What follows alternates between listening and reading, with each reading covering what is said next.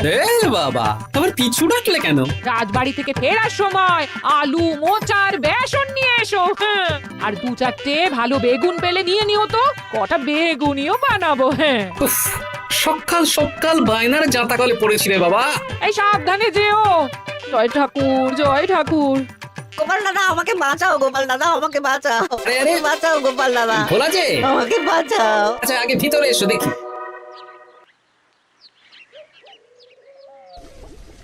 ও গোপাল দাদা গো, কথা পরে হবে, গোপাল দাদা। আগে তোমাকে বাঁচাবো, তারপর রাজসভায় যাবো। দেখি দেখি দেখি তোমার বাঁ হাতটা দেখি। ঠিক আছে, এ কি করছো গোপাল দাদা? দেখতে দাও তো, জোরে জোরে শ্বাস নাও। এ কি বলি, তুমি ফিরে এলে যে? চুপ গিন্নি, তুমি ভোলাকে জল বাতাসা দাও তো। হ্যাঁ, এটাও ঠিক আছে।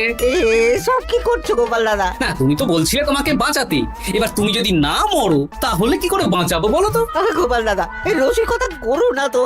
এই নাও, আগে জল বাতাসা খাও, মাথা ঠান্ডা করো, তারপর কি সমস্যা সেটা বলো। হ্যাঁ, সপ্তাহখানেক আগেই ওই একদিন দুপুরে মন্ত্রী মশাই আমার দোকানে এসে হাজির। তারপর আরে মন্ত্রী মশাই যে হঠাৎ আমার দোকানে পদ ভুলে নাকি? আমি কিভাবে আপনার সেবা করতে পারি? আরে আরে ওরকম ভাবে বলছো কেন? আগে তোমার দোকানের দুটো সেরা মিষ্টি খাওয়াও দেখি, তারপর বলবো। এই নিন খান। এ তো সামান্য রসগোল্লা। এটাই সেরা রসগোল্লা। খেয়ে দেখুন, তারপর বলুন। বাহ বাহ বাহ বাহ। কি স্বাদ, অপূর্ব। এই রসগোল্লা আমার দোকানে রাজভোগ নামে পরিচিত। মহারাজ তো সব উৎসব অনুষ্ঠানে এটাই কিনে নিয়ে যান। আর সেই জন্যই তো তোমার কাছে এসেছি ভোলা। আমার প্রায় 1002 রাজভোগ লাগবে। 1002? এক সপ্তাহ পরে আমার লাগবে। আমার ছোট শালিকার বিয়ে বলে কথা। হয়ে যাবে। আর তার 2000 রাজভোগের দাম কত? আপনি 50 মোহর দেবেন। ঠিক আছে, এই যে এই নাও, 5 মোহর অগ্রিম দিচ্ছি।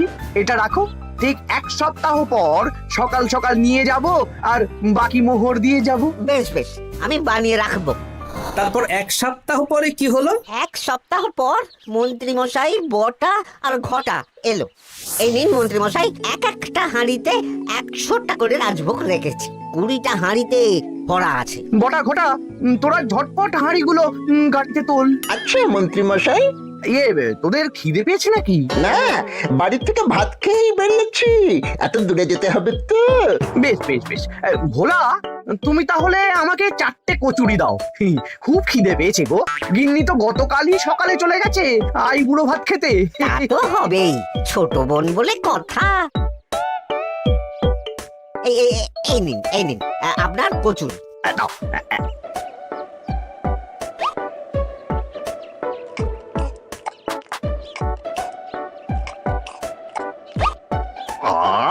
ও ভোলা, তোমার হাতের কোনো জবাব নেই। যেমন রাজভোগ তেমনই কচুরি। কেন মন্ত্রী মশাই, কচুরির তরকারিতে বেশি মিষ্টি হয়েছে নাকি? আরে না না, বলছি ভালো খেতে হয়েছে। তা এখন 4টে কচুরি কত দাম রেখেছো? এই 4 আনা মন্ত্রী মশাই। বেশ বেশ বেশ। এই না, 4 আনা কচুরির দাম মিটে গেল। চল বটা ঘটা, এই গাড়োয়ান গাড়ি ছোটাও। আরে ও মন্ত্রী মশাই, আমার বকেয়াটা দিয়ে যান। এই দাঁড়ো দাঁড়ো, কিসের বকেয়া? এই তো কচুরির দাম দিয়ে দিলাম। হ্যাঁ, আমরাও দেখেছি। কচুরি নয়, রাজভোগের বকেয়া। ওটা তো কবেই দিয়ে দিয়েছি, নইলে আমার বাড়ির জন্য বানিয়ে রাখো। আপনি তো মাত্র 5 মোহর অগ্রিম দিয়েছেন, এটা দিয়ে কি 50 মোহর কি করে হবে? আমি 50 মোহরই দিয়েছি ভোলা, তুমি ভুলে গেছো। এই আমার দেরি হয়ে যাচ্ছে, চলো চলো চলো চলো চলো। বুঝলাম, বেশ ভালোই ঠকিয়েছে। এখন আমি ওই মহাজনদের মুখ দেখাতে পারছি না গোপাল দাদা। বেশ, তুমি আমার সাথে রাজসভায় চলো, যা বিচার মহারাজই করবেন। সবই তো শুনলেন মহারাজ, এবার আপনি বিচার করুন। মহারাজ, আমাদের মন্ত্রী মশাই আমার সাথে পেরে ওঠে না, এখন সাধারণ খেটে খাওয়া গরিবের সর্বনাশ করছে। মুখ সামলে কথা বলো গোপাল। ভোলা তোমাকে বানিয়ে বানিয়ে মিথ্যে গল্প বলেছে আর তুমি ভোলার কথায় নাচছো। হ্যাঁ মহারাজ, আপনি মুখের কথায় কেন ভোলাকে বিশ্বাস করবেন বলুন? তাও ঠিক, কিন্তু ভোলা, তুমি যে সত্যি কথা বলছো তার কি প্রমাণ?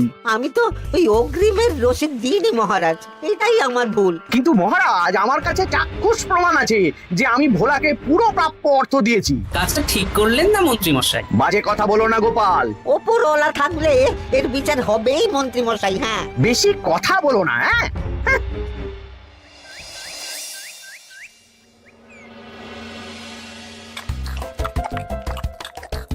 সত্যি দিদা, তুমি এত সুন্দর মুচার চপ বানিয়েছো না? আহ, বেগুনিটাও কি মুচমুচে। বিকেল মানেই তো ভোলার দোকানের সিঙ্গাড়া। ভোলার কথা ভেবে খুব কষ্ট হচ্ছে জানিস। সত্যি দিদা, ভোলা কাকুর দোকানে যদি এত সুস্বাদু মোচার চপ বেগুনি বানাতো তাহলে দোকানে না লোকজন ভরে যেত। দেখি আজই ভোলার সাথে কথা বলবো। ওর 45 মোহর লোকসান হয়ে গেল রে। বলো না বলো, তাহলে তো ঝক্কি করে নিজেকে বানাতে হয় না, মাঝে মাঝে না হয় কিনেই আনবো। বেশ, আমি এক্ষুনি যাচ্ছি ভোলার দোকানে। সবই তো বুঝতে পারছি গোপাল দাদা, কিন্তু আমি তো মোচার চপ বানাতে পারি না। আরে বাবা, সে না হয় তোমাকে আমার গিন্নি শিখিয়ে দেবে। বিকেলে শুধু সিঙ্গাড়া না বেচে এর সাথে বিভিন্ন রকমের চপ, তেলে ভাজাও ভাজো, দেখো লাভ অনেক বাড়বে। হ্যাঁ, ঠিক আছে, তাহলে আজকে আমি ওই দোকান বন্ধ করে মা ঠাকুরনের কাছে যাব রান্না শিখতে। এসো এসো এসো।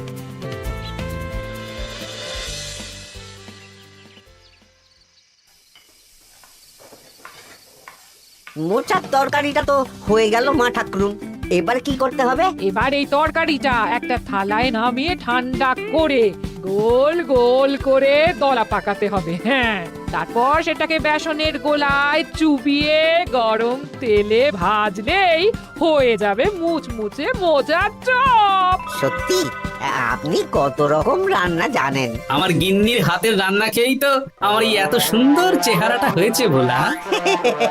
কালকে থেকে তাহলে বিকেলে ওই মোচার চপ বানাচ্ছি। হ্যাঁ, বেগুনিটাও মোটামুটি ওই বানাতে জানি, তবে এই আপনি একটু বলে দিলে আরো ভালো হবে। বেগুনির জন্য বেসনের মধ্যে একটু কালো জিরে দিতে হবে, আর একটু ওই কি বলে খাবার সোডা, খুব সামান্য, তাই তো? তাহলেই ফুলবে। বেশ, কালকে ওই বিকেল বেলা দোকানে নতুন চমক আসছে। তোমার দোকানে ভিড় বাড়ানোর দায়িত্ব আমার।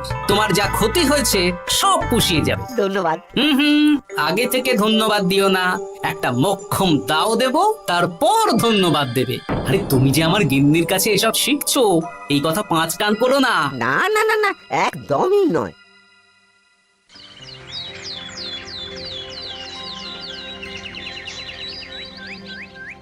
আসুন আসুন, আজকে থেকে আমার দোকানে বিকেলের নতুন চমক, মোচার চপ আর বেগুনি। দেখে যান, চেখে যান, বেগুনি মোচার চপ একবার মুখে পড়লে খাবেন গপাগপ। আসুন আসুন। দাদা, আমাকে 4টে মোচার চপ আর 4টে বেগুনি একটু ঠোঙায় ভরে দেবে? আমি বুড়ো মানুষ, আমাকে দুটো বেগুনি দেবে বাবা। বাড়িতে গিয়ে আমার মুড়ির সাথে মুড়ি দিয়ে খাবো। ভোলার তো ভাগ্য খুলে গেল মন্ত্রী মশাই। বলিস কি? আপনি এত বড় ঠকানোর পরেও ভাগ্য খুলে গেল। ভোলার দোকানে লোক কিলবিল করে আসছে। ভোলা আজকে থেকে বিকেল বেলায় মোচার চপ আর বেগুনি বিক্রি করছে, আর গোপাল ভোলার হয়ে লোক যাচ্ছে। শুধু কি নামেই কাটছে নাকি সত্যি সত্যি ভালো খেতে? এই তো একজনকে দিয়ে আনিয়েছি, খেয়েই দেখুন। বাহ, সত্যি ভালো খেতে দেখছি। বেশ যত্ন নিয়ে বানিয়েছে মনে হচ্ছে। আমার শাশুড়ি আমার এসব তেলে ভাজা খেতে খুব পছন্দ করে। কি? তা ওনাকে একদিন ডেকে খাওয়ান না। হ্যাঁ, শ্বশুর বাড়ির সম্পত্তিটা হাতানোর জন্য শাশুড়িকে হাতে রাখতে হবে। দেখি একদিন নিমন্ত্রণ করব, ভালো মন্দ খাওয়াবো, একদম চপ মিষ্টি ছানার কোপ্তা সব খাওয়াবো।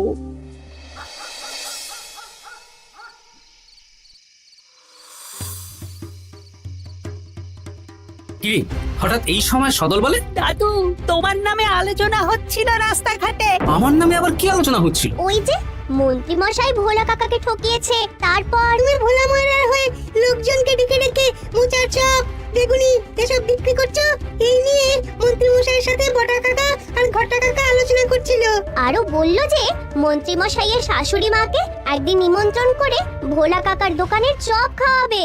আরে বাস, এত তাড়াতাড়ি এমন একটা সুযোগ পেয়ে যাব এটা তো ভাবতেই পারিনি রে। হ্যাঁ, কি সুযোগ দাদু? সে তোদের পরে বোঝাবো, আগে তোদের দিদাকে কিছু বুঝিয়ে বলতে হবে।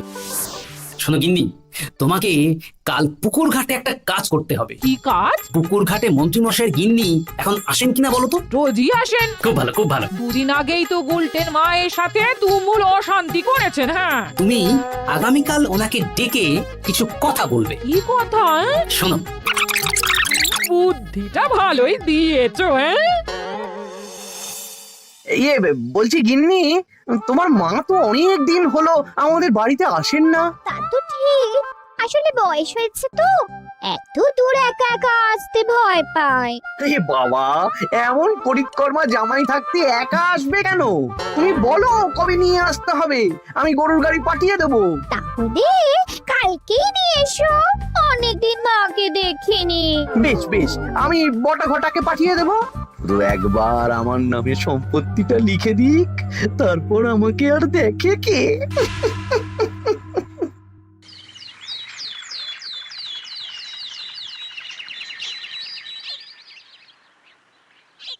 গিন্নিমা কেমন আছেন?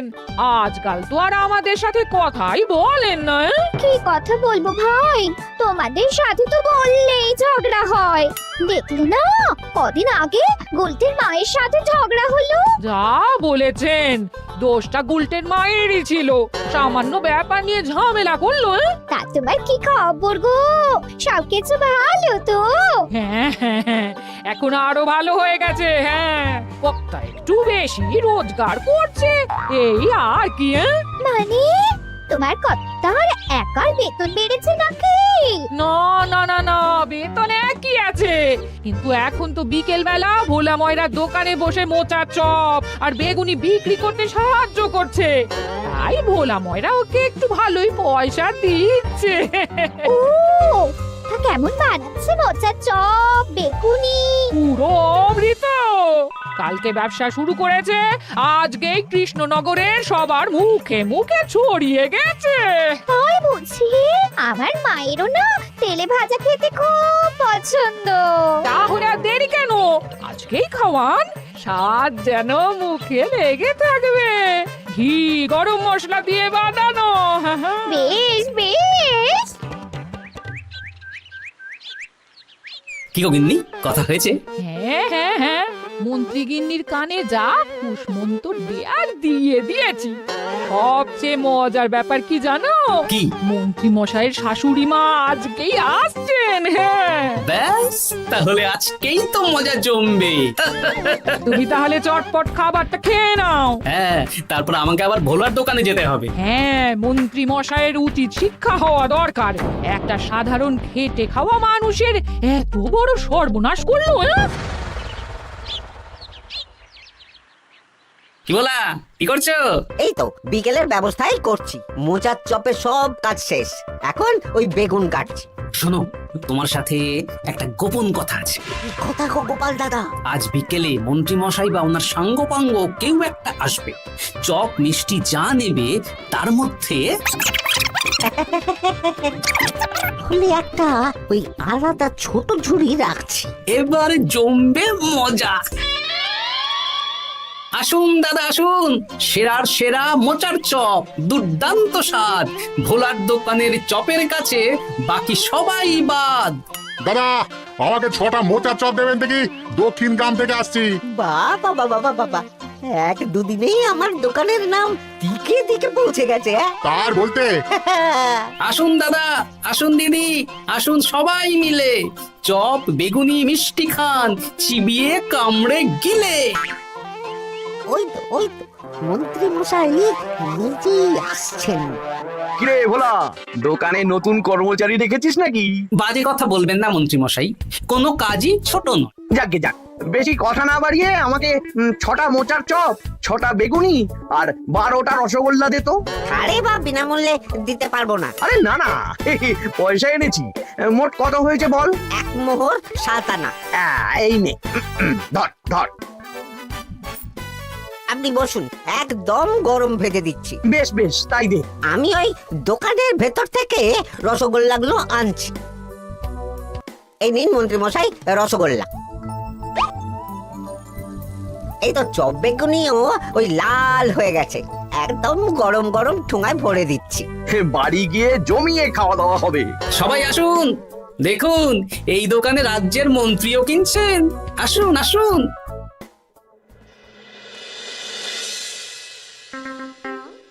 নিন মা, খাওয়া শুরু করুন মোচার চপ ভোলার দোকানের। ভোলার দোকানের রাজভোগ তো ছোট মেয়েটার বিয়েতে খেয়ে সবাই ধন্য ধন্য করেছে।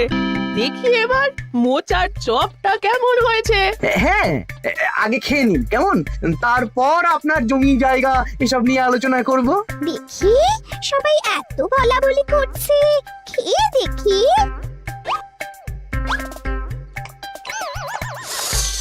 ওরে বাবারে, ওরে বাবারে, কি ঝাল রে! ও মা গো, কি ঝাল গো! চলে গেল, চলে গেল, চলে গেল, চলে গেল! সেই আগুন জ্বলছে। কি ঝাল রে! ও মা, কি ঝাল দেখি তো। ঝাল! ওরে বাবা গো, এই তো আগুন ঝাল। ওরে বাবারি, ওরে বাবারি। এই তো মিষ্টি মিষ্টি মিষ্টি। এই যে এই রসগোল্লাটা খাই। কই কই দেখি দেখি দেখি রসগোল্লা দেখি।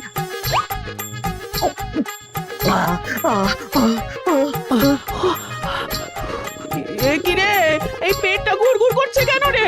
ওরে বাবা রে, এবার তো মনে হচ্ছে ছুটতে হবে রে। ও জামাই, তুমি কি এনেছো গো? ওরে বাবারি, আমারও তো পেটটা গুড়গুড় করছে, আমাকেও এক্ষুনি কল ঘরে যেতে হবে। ও, আগে আমি আমি আগে যাব। ওরে বাবা গো, এক্ষুনি হয়ে যাবে।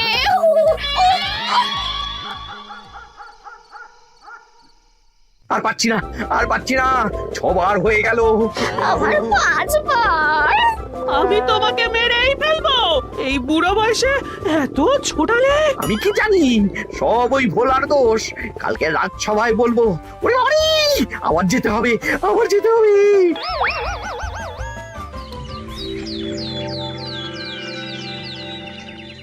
আমি নির্দোষ মহারাজ, আমি নির্দোষ। মন্ত্রী মশাই এসব বানিয়ে বানিয়ে বলছেন। হ্যাঁ, ভোলার দোকানের সবাই সুখ্যাতি করছে, শুধু মন্ত্রী মশাই আর ওনার পরিবারই নিন্দা করছে। বিশ্বাস না হলে কাল যারা যারা ভোলার দোকান থেকে চপ বেগুনি মিষ্টি কিনেছে তাদেরকে ডাকা হোক। হ্যাঁ, ডাকা হোক। আমার তো কোনো অসুবিধে হয়নি মহারাজ। দারুণ স্বাদ, দারুণ। আজকে ভাবছি আবার কিনবো। আমি তো দক্ষিণ গ্রাম থেকে এসে নিয়ে গেছি, জমিয়ে মুড়ি দিয়ে খেয়েওছি, কোনো ঝাল ছিল না। কি মন্ত্রী, তাহলে সবাই এক কথা বলছে আর তুমি আরেক কথা বলছো? এবার বুঝতে পারছেন তো মহারাজ, মন্ত্রী মশাই এইভাবেই লোককে মিথ্যে কথার জালে ফাঁসায়। ভোলার 45 মোহর এখনো দেয়নি, এখন ভোলার ব্যবসা দেখে হিংসে করছে। না না না না না, আমাদের চপে সত্যি ঝাল ছিল, আর রসগোল্লা খাওয়ার পরে পেট খারাপ শুরু হয়ে গেল। তাহলে নিশ্চয়ই মন্ত্রী মশাই নিজেই উল্টোপাল্টা মিশিয়েছেন। এই সেনাপতি আর প্রহরী, তোমরা এক্ষুনি মন্ত্রীকে বন্দী করো আর কারাগারে ভরে দাও। ও মহারাজ, আমি মানছি আমি ভোলাকে 45 মোহর না দিয়ে ঠকিয়েছি, কিন্তু আমি এসব কিছু চপে মিষ্টিতে মেশাইনি। আমাকে কারাগারে ভরবেন না। এই তো নিজের মুখেই স্বীকার করে নিয়েছেন। আসলে মন্ত্রী মশাইকে দিয়ে এই একটা সত্যি বলানোর জন্য ভোলা আর আমি মিথ্যে বলেছি মহারাজ। চপে লঙ্কা আর রসগোল্লায় জোলাপ মিশিয়ে দেওয়া হয়েছিল আমারই বুদ্ধিতে। নয়, হ্যাঁ। আমি তোমাকে ছাড়বো না। কারাগার থেকে মুক্তি পেলে তো ধরবেন, তারপর ছাড়বেন কি ছাড়বেন না দেখা যাবে।